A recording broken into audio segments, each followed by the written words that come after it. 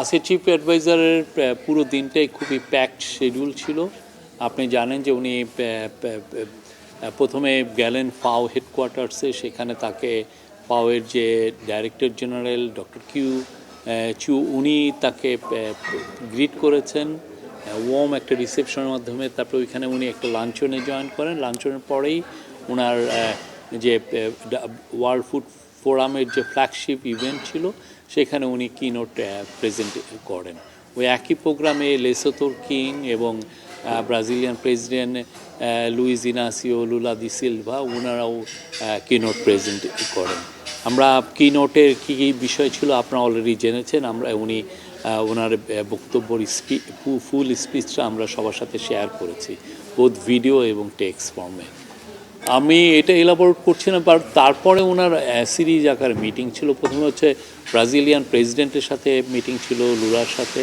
Brazilian president ওনাকে প্রথমে নিয়ে গেলেন হচ্ছে ব্রাজিলিয়ান প্রেসিডেন্ট গ্লোবাল হাঙ্গারের এগেনস্ট একটা গ্লোবাল অ্যালায়েন্স করেছেন, alliance against hunger and poverty.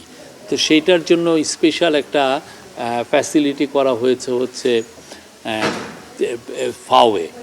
ফাওয়ের হেডকোয়ার্টার্সে। সেইখানে নিয়ে গেলেন, একসাথে বোথ লিডার গেলেন। সেখানে প্রথমে তারা এটা ঘুরে দেখলেন। দেখার পরে ওনারা এসে বায়োলেটারাল একটা মিটিং করলেন। বায়োলেটারাল মিটিংয়ে অনেক বিষয়গুলো ছিল, social business, social inclusion, agriculture, তারপরে আমাদের যে আপরাইজিংটা হলো সেটা নিয়ে ডিসকাশন হলো।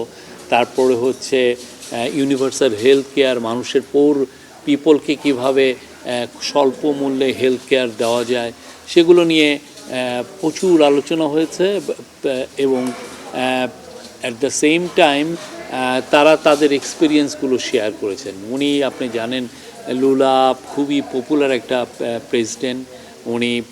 ওনার যেই ব্রাজিলে উনি পোর পিপলের জন্য যে সমস্ত কাজগুলো করছেন সেগুলো উনিকে হাইলাইট করলেন। আমাদের চিফ অ্যাডভাইজারও তার কাজগুলো হাইলাইট করলেন এবং দুইজনের মধ্যে একটা ডিপ কানেকশন আছে। এর আগে চিফ অ্যাডভাইজার 2008-এ যখন ব্রাজিল সফর করেন তখন লুলা প্রেসিডেন্ট ছিল, সেই সময় লুলার সাথে তার দেখা হয়েছিল। 2023-এ উনি ব্রাজিল সফর করেন, কিন্তু সেই সময় প্রেসিডেন্ট লুলার সাথে তার দেখা হয়নি। তখন প্রেসিডেন্ট লুলার মাথায় একটি অপারেশন হয়েছিল। তো প্রেসিডেন্ট লুলাকে ইনভাইটেশন করেছেন আমাদের চিফ অ্যাডভাইজার এবং উনি সাথে সাথে অ্যাকসেপ্ট করেছেন। উনি বলেছেন যে উনি চেষ্টা করবেন যে উনি ফেব্রুয়ারির মধ্যে বাংলাদেশে আসার জন্য। তো এছাড়াও তাদের মধ্যে অন্যান্য অনেক বিষয় নিয়ে আলাপ আলোচনা হয়েছে। গ্লোবাল ফার্মাসিউটিক্যাল ইন্ডাস্ট্রি নিয়ে। ফার্মাসিউটিক্যাল ইন্ডাস্ট্রি আপনি জানেন যে মেডিসিনের দাম অনেক বেশি, ভ্যাকসিনের দাম অনেক বেশি। ফার্মাসিউটিক্যাল ইন্ডাস্ট্রিগুলো যদি এক পেনি ব্যবহার করে একটা ওষুধ উৎপন্ন করে, সেখানে তারা দেখা যায় যে $1 তারা লাভ করতে চায়। তো এই বিষয় নিয়ে এই গ্লোবাল অনেক ইস্যু নিয়ে তারা কথা বললেন। তারপরে চিফ অ্যাডভাইজার চলে গিয়েছিলেন হচ্ছে রোমের যে মেয়র, ওনাকে ইনভাইট করেছিলেন। উনি একটা প্লেক ওনাকে দিয়েছেন। এই প্লেকটা হলো এম্পেরার মার্কাস অরেলিয়াসের প্লেক, যেটা রোমের যে মেয়র এর আগে এই যে ব্রাজিলিয়ান প্রেসিডেন্ট সহ অনেককেই দিয়েছেন। তো উনি যখন রোমের মেয়রের অফিসে যান, রোমের মেয়র পুরো তার যে আপনি জানেন রোম তো একটা খুব পুরনো শহর, তার 2000 বছর পুরনো যেই আর্কিওলজিক্যাল সাইটগুলো ছিল, রোমান সিনেট, জুলিয়াস সিজারের মূর্তি, এগুলো পুরো যে সমস্ত জায়গা, এবং এখানে মার্ক অ্যান্থনি বক্তৃতা দিয়েছেন, সব রোমান আর্কিওলজিক্যাল সাইটগুলো ঘুরে ঘুরে তার ব্যালকনির থেকে দেখিয়েছেন পুরোটা। এবং এরপরেই উনি এই প্লেকটা দেন মার্কাস অরেলিয়াস রোমান এম্পায়ার ছিলেন এবং ওনাকে বলা হয় ফিলোসোফার কিং। উনি ফিলোসোফার ছিলেন, স্টোইক ফিলোসোফার। ওই স্টোইসিজম আপনি জানেন, ওনার একটা খুব বিখ্যাত বই আছে সেটা হলো মেডিটেশনস, খুব নাম করা। এরপরে উনি আবার ফিরে আসলেন চিফ অ্যাডভাইজার ফাও হেডকোয়ার্টার্সে। সেখানে ওনার পরপর 3টা মিটিং ছিল। প্রথম মিটিংটা ছিল জিবুতির প্রাইম মিনিস্টারের সাথে। জিবুতির প্রাইম মিনিস্টার, তার আরও 3-4 জন মিনিস্টার সহ এসেছিলেন। ওই মিটিংয়ের মূল ছিল যে ওরা আসলে বাংলাদেশের যে পোভার্টি রিডাকশন বা পোভার্টি মাইক্রোফিন্যান্স কীভাবে ইউজ করেছে সেটা ওরা আসলে বাংলাদেশ থেকে জানতে চায়। এই পুরো বিষয়টা তো ওরা বারবার চিফ অ্যাডভাইজার বলছে আপনি আসেন আমাদের দেশে একটু ভিজিট করে যান। চিফ অ্যাডভাইজার তাকে বললেন যে তুমি বরং আমাদের দেশে এসে, তাদেরকে বললেন যে আপনার বাংলাদেশে এসে ঘুরে যান বা আপনারা একটা এক্সপার্ট টিম পাঠান। ওদের মাইক্রোফিন্যান্স মিনিস্টার মিটিংয়ে ছিল, তাকেও ইনভাইট করলেন বাংলাদেশে এসে ঘুরে যাওয়ার জন্য। এটা একটা খুব এবং আপনি জানেন জিবুতির সাথে আমাদের কিন্তু সেরকম খুব বড় কোনো সম্পর্ক নাই, but Djibouti is a growing market. তো সেখানে আমরা কিভাবে আমাদের এক্সপোর্ট বাড়াতে পারি, আমাদের ফার্মাসিউটিক্যাল এক্সপোর্ট বাড়াতে পারি, এবং তাদের সাথে আমাদের এটা জিবুতি অনেকটা গেটওয়ে টু ইস্টার্ন আফ্রিকা। তো ওইখানে ওইটাকে কীভাবে ইউজ করে আমরা পুরো আফ্রিকা মহাদেশে আরও আমাদের বেটার ট্রেড অ্যাক্সেস আমরা নিতে পারি, এই বিষয়গুলো নিয়ে আলাপ হয়েছে এবং খুবই ফ্রুটফুল আলোচনা। তাদের সাথে একটা দেখা গেলো যে ওনারা সবাই আসলে প্রফেসর ইউনূসকে চিনেন এবং তাকে তারা খুব বারবার পিড়াপিড়ি করছিলেন আপনি জিবুতি সফর করেন। এরপরে মিটিং হলো হচ্ছে ডিজি ফাওয়ের সাথে ডক্টর কিউ সাথে মিটিংয়ে অনেকগুলো বিষয় এসছে আমাদের সাথে, এগ্রিকালচার, তারপরে আপনি যে চিফ অ্যাডভাইজার মূলত 3টা বিষয় এই মিটিংয়ে উঠিয়েছেন। একটা হচ্ছে যে আমরা তাদের কাছ থেকে আরও সাপোর্ট চাচ্ছি ডিপসি ফিশিংয়ের জন্য।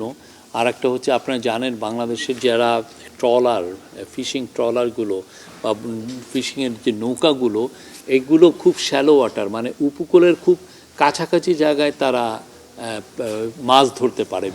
খুব দূরে আমাদের যে ডিপসি ওয়াটার আছে, ডিপসি আমাদের বড় যে ওশান বে অফ বেঙ্গলে, সেখানে তারা যেতে পারে না, কেন সেই ধরনের আমাদের বড় ফিশিং ট্রলারও নাই, আর এরা ইন্টারেস্টেডও না সেই রকম যেতে। তো কিন্তু এইটা পুরো একটা মানে বাংলাদেশের যে ল্যান্ডের যে আয়তন তার চেয়েও বেশি জায়গা এই আমাদের ওশানে আছে, কিন্তু আমরা এটা পুরোটা এক্সপ্লোরই হচ্ছে না। আমাদের এই জায়গায় আসলে অন্যান্য দেশের ফিশিং ট্রলার এসে মাছ ধরে নিয়ে চলে যাচ্ছে। তো এই বিষয়ে আমাদের এখানে ফিশিং স্টক কেমন আছে, ফিশের কোয়ান্টিটি কীরকম হবে, এবং সেইটা আমরা লাভজনকভাবে আমরা এটাকে ক্যাচ করতে পারবো কি না, সেগুলো নিয়ে আলাপ হয়েছে। এবং এটা যাতে চিফ অ্যাডভাইজার বারবার এই কথাটা এই সম্মেলনে এসে বলছেন যে ডিপসি ফিশিংয়ে আমাদের আসলে আরও সক্ষমতা বাড়াতে হবে, এটাকে ডেভেলপ করতে হবে। এটা ডেভেলপ হলে এটা আমাদের জন্য ইকোনমির জন্য একটা বড় বুস্ট তো নিয়ে আসবে। এইটা নিয়ে কথা হলো। আরেকটা হচ্ছে যে আমাদের ফ্রুটস এক্সপোর্টস, আপনি জানেন বাংলাদেশে এখন প্রচুর ফ্রুটস হয়, কিন্তু দেখা যায় যে যখনই হারভেস্টের পরে অনেক ফ্রুটস পচে যায় বা সেই রকম যারা চাষিরা সেই দামটা পান না। সেই দাম পাওয়ার জন্য আমাদের ফ্রুটসকে মানে ফলাদি আমাদের বাইরে যাতে আমরা এক্সপোর্ট করতে পারি, সেটার জন্য আমাদের টেকনিক্যাল হেল্প আমাদের দরকার আছে অনেক কিছু। তো সেটার জন্য ওনার সাহায্য, ওনার সাপোর্ট চাওয়া হচ্ছে। উনি বলেছেন যে হ্যাঁ ওনারা সাপোর্ট করবেন।